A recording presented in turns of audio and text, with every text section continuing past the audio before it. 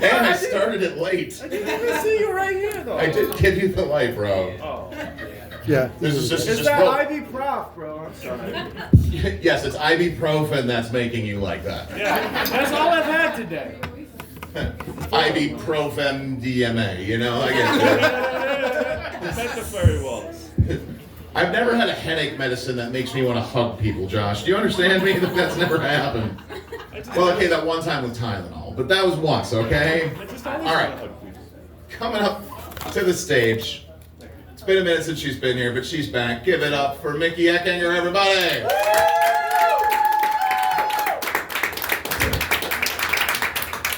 So I used to live on an Indian reservation for about 6 years. Made such an impression.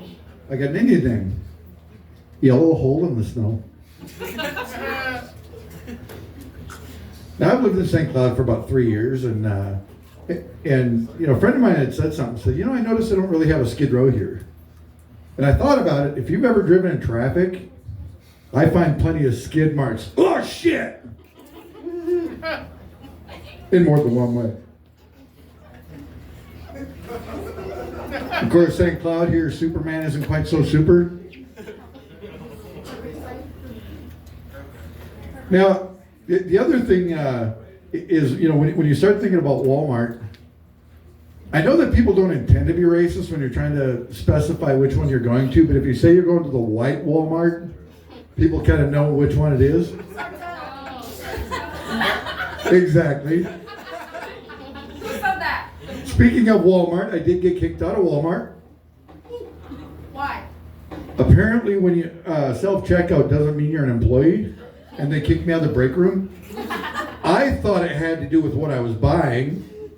A tarp, rubber gloves, zip ties, knife, you know, a couple of masks, bleach.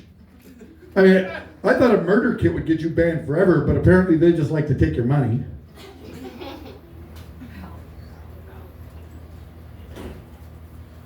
Now, these weed dispensaries are becoming more LGBT inclusive. Yeah, they've got a whole new product line. They call it dickweed. You have they refer to it as the Asian, which is just a one-hitter. Then you got the average Joe. Then you got the one that's like the grandmaster of weed. You got to be an absolute professional for it. They call it the Black Daddy. It's as long as a Cuban cigar, and by the time you're done with it, you're in a fetal position, suggestible to anything. They have a line for lesbians as well. They call it Pussy Willows. But it's a trans weed you got to watch out for. That shit will confuse the shit out of you. It's actually shrooms that identifies as weed.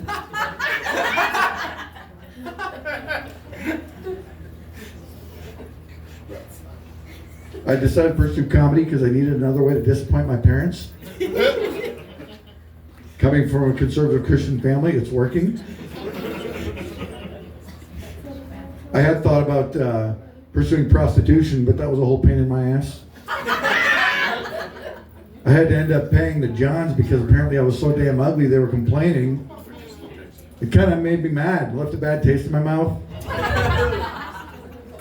Then I decided to start stripping. Made $500 or made $1,000 in a night. All I could do was upgrade Boardwalk and Park Place. All I could do was buy Boardwalk and Park Place and upgrade a hotel.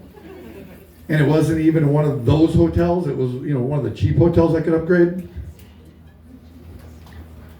I went to I got booked for old folks home. They told me it was the best they could do for me. But do you know how hard it is to do a lap dance on a 90-year-old man when the nurse has to stop you to change his Depends? They paid me in butterscotch and pennies. One guy wrote me an IOU. I came back the next day and I wanted my butterscotch. Turns out it's a bad idea to do a job at a memory care unit. He couldn't remember who the hell I was. And thank you, everybody.